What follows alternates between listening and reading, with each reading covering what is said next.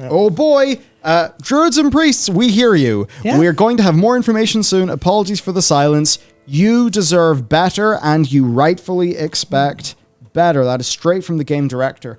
And, well, actually, okay, I don't want to say this is definitely the reason, but one thing that many druids could not help but realize is that the individual who was doing a lot of work on the druid no longer. They also did priest stuff as well, yeah. Okay, did warlock and priest.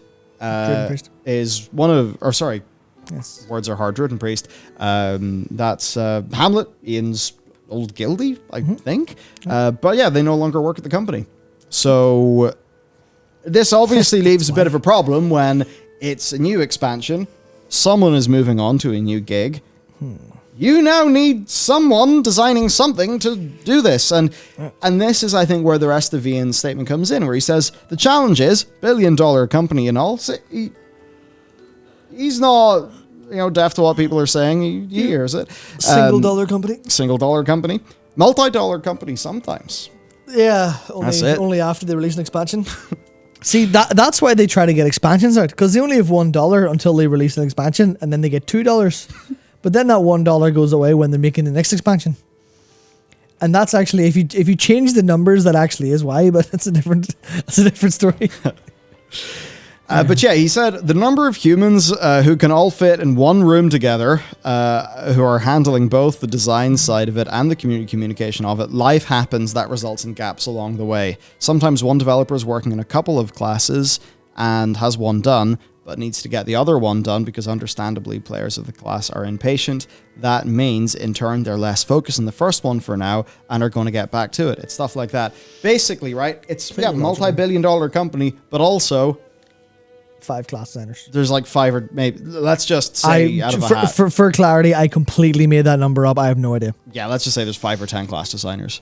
Yeah. But actually, they all have a bunch of work, and if one of them leaves, I mean, obviously you can see how this is going to be an issue, and you can't throw money at so many of these problems. No, because that's why I think players get really frustrated. They're like, you're a multi-million-dollar company. How the fuck do you not have the resources to do, or how did you not do?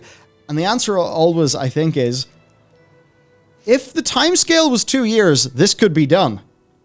But we can't throw money at the problem short term because it doesn't work like that. Yeah, it is still technically their fault, theoretically, because they should have had this, prepped.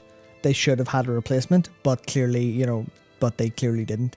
Like, that's the thing where it's the awkward part where you want to be operating at like 80% of your capacity, and then whenever something goes wrong or whatever number, and then, say even example, someone's sick for a week, but this is an important week for us.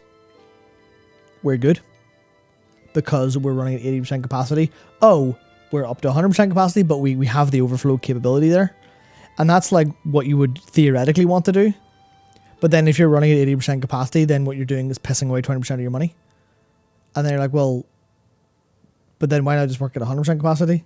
Because you'll get more stuff done.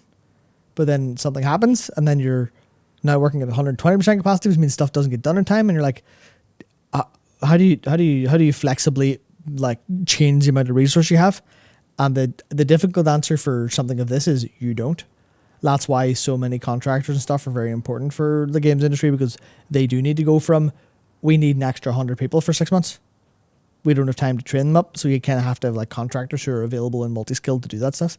But you can't just get someone and go, hello, you are skilled in all the ways we need for a class designer, and you're like intimately familiar with Druid and Priest. Come on in. That's not going to happen.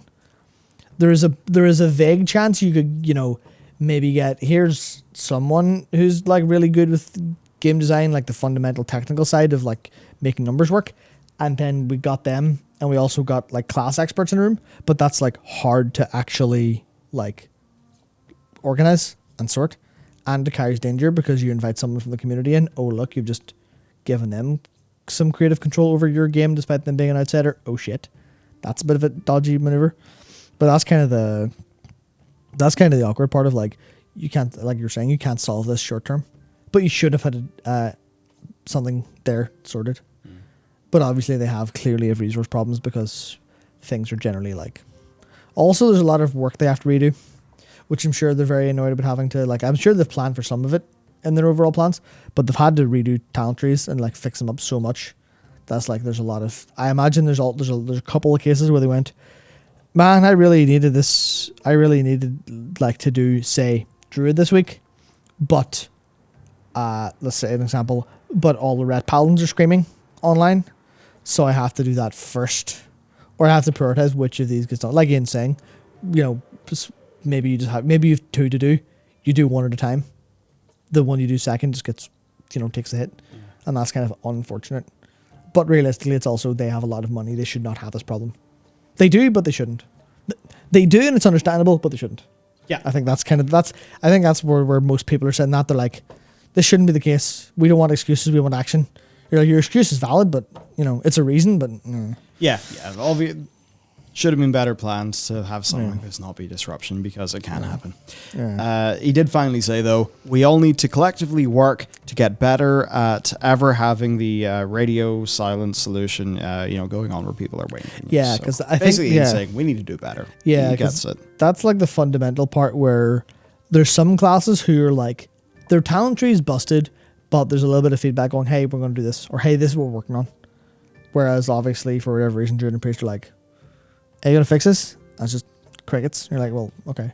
All it needs is someone who's responsible being able to go, hey, here's it's going to take me like 2 weeks to get it done, but I'm going to look at doing this and this and this and this and this and this.